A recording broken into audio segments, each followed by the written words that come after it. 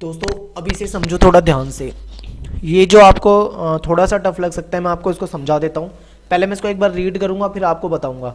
देखो, जैसे कि आप स्क्रीन पे देख पा रहे हो, दरबार, उसके बादशाह, उसके दरबार तथा उसमें हिस्सा लेने वाले लोगों का चित्रण करने वाले चित्रों की रचना को लेकर शासकों यानी राजा और मुसलमान रूढ़िवादी वर्ग के प्रतिनिधि अर्थात उल्मा के बीच में तनाव बना रहा। अब ये देख लो कि यहाँ पे दो लोगों के बीच में तनाव है। एक है शासक यानी जो हमारे राजा हैं, दूसरी तरफ है जो हमारे रूढ़िवादी मुसलमान हैं, यानी जिनको हम, इनके प्रतिनिधियों को हम उल्मा भी कह सकते हैं, रूढ़िवादी मुसलमान।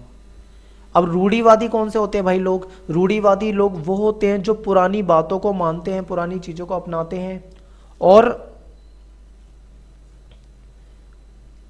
पुरानी चीजों को के पीछे पड़े रहते हैं, यानी रूढ़िवादी होते हैं। कि भाई जैसे मान लो बिल्ली ने रास्ता काट दिया, आप हमेशा बचपन से सुनते आ रहे हो कि बिल्ली ने रास्ता काटा तो ये क्या है, ये एक अपशगुन है। तो अगर आप इन चीज़ों को मान रहे हो तो ये एक रूढ़िवादी परंपरा है कि पहले से ये एक अंधविश्वास था, लोगों के मन में मान्यता थी, वो चीज़ चलती आ रही है, आप भी उस चीज़ को मानते हो, तो ये रूढ़िवादी चीज़ें। तो ऐसे कुछ मुसलमान थे रूढ़िवादी, जो कट्टर थे, जो रूढ़िवादी थे। उनके प्रतिनिधि यानी उन मुसलमानों का जो प्रतिनिधि होता था, यानी उनका जो उनकी तरफ से जो बोलने वाला था, उन्हें उल्मा कहा जाता था। उनके और शासक के बीच में हो गया तनाव।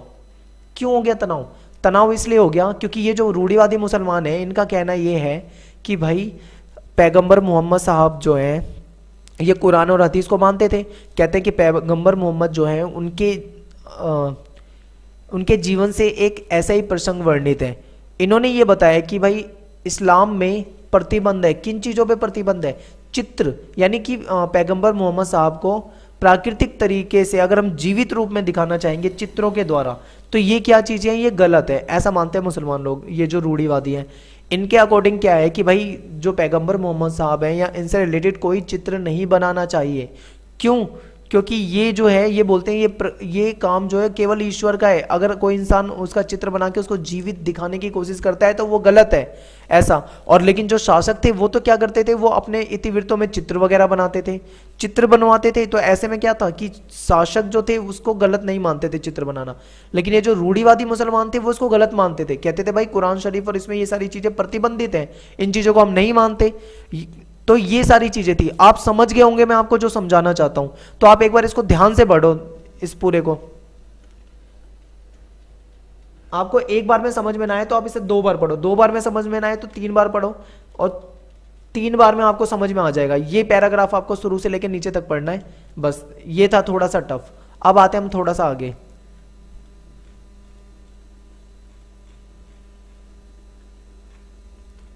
देखो, समय के साथ शरिया की व्याख्याओं में भी बदलाव आया। शरिया जो था मुसलमानों को निर्देशित करने वाला एक कानून होता था। इसमें क्या आया? बदलाव आया। विभिन्न सामाजिक समूहों ने इस्लामी परंपरा के ढांचे की अलग अलग तरीके से व्याख्या करी। प्राय ज्यादातर प्रत्येक समूह ने इस परंपरा की ऐसी व्याख्या की जो उनकी राजनीतिक आवश्यकताओं से ज्यादा मेल खाती थी। जिन शताब्दियों के दौरान साम्राज्य का निर्माण हो रहा था, उस समय कई एशियाई क्षेत्रों में शासकों ने नियमित रूप से कलाकारों को उनके चित्र तथा राज्य जीवन के दृश्य चित्रित करने के लिए नियुक्त करा। जिस टाइम पे शासन चल रहा था उस टाइम पे क्या हो रहा था कि बहुत सारे जो राजा वगैरह थे उन्होंने क्या करा था, चित्रकारों को नियुक्त किया था। किस लिए नियुक्त किया था? ताकि वो वहां पे आके चित्रकारी कर सके। ठीक है दोस्तों, तो क्या होता था कि जो राजा वगैरह होते थे वो ना इनको चित्रकारों को अपने यहाँ पे रखते थे, पैसा देते थे। अच्छा, वो क्या करते थे, अच्छे अच्छे चित्र बनाते थे और चित्रों के माध्यम से उनके बारे में जो जानकारियां फैलाते थे। ईरान के जो सफाई राजा थे उन्होंने दरबार में स्थापित कार्यशालाओं में प्रशिक्षित यानी ट्रेंड उत्कृष्ट कलाकार, जो कि मतलब बहुत अच्छे कलाकार है, उनको संरक्षण प्रदान किया था। यानी उन्होंने अपने दरबार में उनको सारी सुविधाएं दी थी। बिजहाद, अगर आपको पता हो, ये एक बहुत फेमस नाम है। क्या थे ये? एक चित्रकार थे, बहुत ही फेमस चित्रकार थे और बहुत ही अच्छे चित्रकार थे। तो बिजहाद जैसे चित्रकारों के नाम ने सफावी दरबार की सांस्कृतिक प्रसिद्धि को चारों ओर फैलाने में बहुत योगदान दिया। यानी उन्होंने इतने अच्छे चित्र बनाए जिससे कि इनके दरबार की जो प्रसिद्धि थी वो चारों ओर फैली। ईरान से भी कलाकार मुगलकालीन भारत आने में सफल हुए, कि बहुत सारे कलाकार थे जो ईरान से आए थे मुगलकालीन भारत में। कुछ को मुगल दरबार में लाया गया, जैसे मीर सैयद अली, अब्दुल समद, इनको बादशाह हुमायूं को दिल्ली तक साथ देने के लिए कहा गया। अन्य ने संरक्षण, प्रतिष्ठा और अवसरों की तलाश में प्रवास किया, क्योंकि उन्हें पता था मुगल दरबार में उनकी चित्रकारी की बहुत वैल्यू है और यहाँ पे इनको क्या मिलेगा, फायदा मिलेगा, तो अक्सर यहाँ पे आते थे। बादशाह और रूढ़िवादी मुसलमान विचारधारा के प्रवक्ताओं के बीच जीवनधारी दृश्यों का निरूपण पर मुगल दरबार में तनाव बढ़ा, कि जब बादशाह और रूढ़िवाद, जब मतलब इसका मतलब यह कि जब बादशाह बहुत अच्छे चित्र बनवाते थे, जिसमें कुछ चीज़ें अगर उनको लगता, मुसलमानों को लगता था कि ये भाई उनके कुरान और इस चीज़ के खिलाफ है, तो उनके बीच में विचारधाराओं की लड़ाई हो जाती थी, यानी वो इन चीज़ को पसंद नहीं करते थे, उनके बीच में तनाव बढ़ा। अकबर का दरबारी इतिहासकार अबुल फजल बादशाह को यह कहते हुए उद्धृत करता है, ये बताता है कि कई लोग ऐसे हैं जो चित्रकला से घृणा करते हैं, पर मैं ऐसे व्यक्तियों को नापसंद करता हूं। मुझे ऐसा लगता है कि कलाकार के पास खुदा को पहचानने का बेजोड़ तरीका है, क्योंकि कहीं ना कहीं उसे यह महसूस होता है कि खुदा की रचना को वे जीवन नहीं दे सकते। तो ऐसा कहा था अबुल फजल ने, जो मतलब चित्रकला से नफरत करते हैं, मुझे ऐसे लोग बिल्कुल भी पसंद नहीं है, ये कहा है अबुल फजल ने। तो आप समझ सकते हैं यहाँ से ये चीज़ें। अगला टॉपिक है अकबरनामा और बादशाहनामा। अकबरनामा और बादशाहनामा, इसको देख लेते हैं। महत्वपूर्ण चित्रित मुगल इतिहासकारों में सबसे ज्यादा ज्ञात अकबरनामा और बादशाहनामा इतिहास है, यानी अकबरनामा और बादशाहनामा जो है बहुत ज्यादा फेमस है। ठीक है, इसमें क्या है, सबसे ज्यादा चित्र वगैरह बने हुए हैं, बहुत अच्छे चित्र बने हैं और सबसे ज्यादा बने हैं। प्रत्येक पांडुलिपि में औसतन 150 पूरे अथवा दोहरे पृष्ठों की लड़ाई, घेराबंदी, शिकार, इमारत निर्माण, दरबारी दृश्य, ये सारी चीजें बनी हुई हैं। अकबरनामा के लेखक अबुल फजल का पालन पोषण मुगल राजधानी आगरा में हुआ था। अकबरनामा किसने लिखी थी? अबुल फजल ने लिखी थी। ये इनका पालन पोषण हुआ था आगरा में। वे अरबी, फारसी और यूनानी दर्शन और सूफीवाद में बहुत ज़्यादा मतलब इनको नॉलेज थी, इस चीज़ का बहुत ज्ञान था। इससे भी अधिक वे एक प्रभावशाली विवादी तथा स्वतंत्र चिंतक थे, यानी बहुत अच्छे चिंतक थे, बहुत गहराई से सोच सकते थे किसी चीज़ को। इन्होंने लगातार दकियानूसी उलमा के विचारों का विरोध करा। दकियानूसी उलमा का विचार यानी जो कुछ रूढ़िवादी मुसलमान थे, बोलते थे नहीं चित्र में नहीं बना सकते, ऐसा नहीं दिखा सकते, ये परंपरा के खिलाफ है, कुरान के खिलाफ है, जो ऐसी बातें करते थे, इनका इन्होंने क्या करा, इन्होंने इस चीज का विरोध करा। इन गुणों से अकबर बहुत प्रभावित हुए। उसने अबुल फजल को अपने सलाहकार और अपनी नीतियों के प्रवक्ता के रूप में बहुत उपयुक्त पाया। बादशाह का एक और मुख्य उद्देश्य राज्य को धार्मिक रूढ़िवादी के नियंत्रण से मुक्त करना था, क्योंकि धार्मिक जो रूढ़िवादी थी वो बहुत ज़्यादा थी, और अकबर चाहता था कि ये रूढ़िवादी धर्म को लेकर परंपराएं चल रही है, इनको क्या करें, हटाएं हम यहाँ से। तो दरबारी इतिहासकार के रूप में अबुल फजल ने अकबर के शासन से जुड़े विचारों को न केवल आकार दिया बल्कि उनको बहुत स्पष्ट रूप से व्यक्त करा कि अकबर क्या चाहते हैं और हमें इन रूढ़िवादी परंपराओं को नहीं अपनाना चाहिए। इन सारी चीज़ों के बारे में बहुत लिखा और अच्छे से इस चीज़ को बताया। शासक और इतिवृत्त मुगल दरबार, चलो अब यहाँ से देखते हैं 1589 में क्या हुआ।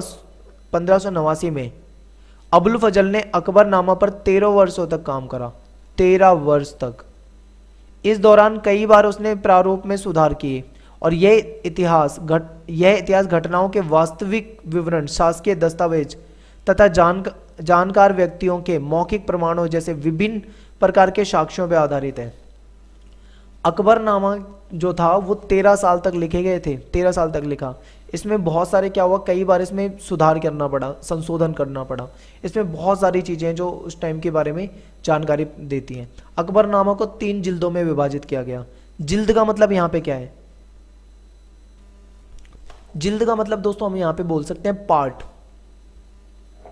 कहाँ चला गया, ये रहा जिल्द। जिल्द को हम बोल सकते हैं पार्ट, जैसे होता है ना पार्ट 1, 2, 3, इस तरीके से 3 जिल्दों में, 3 पार्ट में विभाजित किया, जिनमें से पहले जो 2 थे वो तीसरी जिल्द आईने अकबरी है, जिसमें प्रथम 2 इतिहास है, यानी जो पहले 2 हैं उसमें इतिहास है और जो तीसरा जिल्द है उसमें आईने अकबरी है।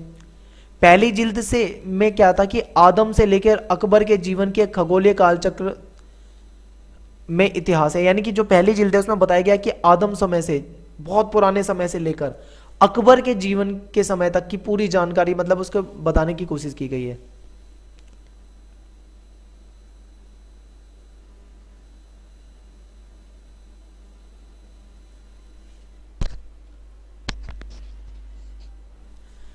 इसके बाद है दूसरी जो जिल्द है, उसमें अकबर के 46वें शासन वर्ष यानी 1601 पर खत्म होती है। जब 46वां शासन वर्ष हो गया था वहां पे खत्म करी है दूसरी जिल्द।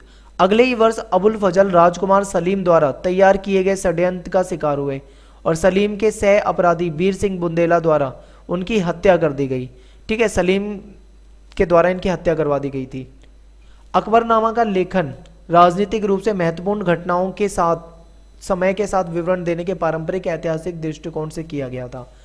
इसके साथ ही क्या इसमें तिथियां, समय के साथ होने वाले बदलावों के उल्लेख के बिना ही अकबर के साम्राज्य, भौतिक, भौगोलिक, सामाजिक, प्रशासनिक, सांस्कृतिक सभी पक्षों का विवरण है। अकबर के समय की सारी बातें जो थी उन सभी का विवरण मिलता है हमें इस बुक में, एक अभिनव तरीके से, यानी एक बहुत अलग तरीके से किया गया है। आईने अकबरी जो है वो मुगल साम्राज्य को हिंदू, जैन, बौद्ध, मुसलमानों को भिन्न भिन्न आबादी वाले तथा मिश्रित संस्कृति वाले साम्राज्य के रूप में प्रस्तुत करती है। यानी आईने अकबरी में यह बताया गया कि जो मुगल जो साम्राज्य था उसमें बहुत अलग अलग तरह के धर्मों वाले लोग रहते थे। जैसे बहुत सारे हिंदू रहते थे, बहुत सारे मुसलमान रहते थे, यहाँ पे जैन लोग भी रहते थे, यहाँ पे बौद्ध लोग भी रहते थे। इन्होंने इस तरीके से इसको बताया गया है।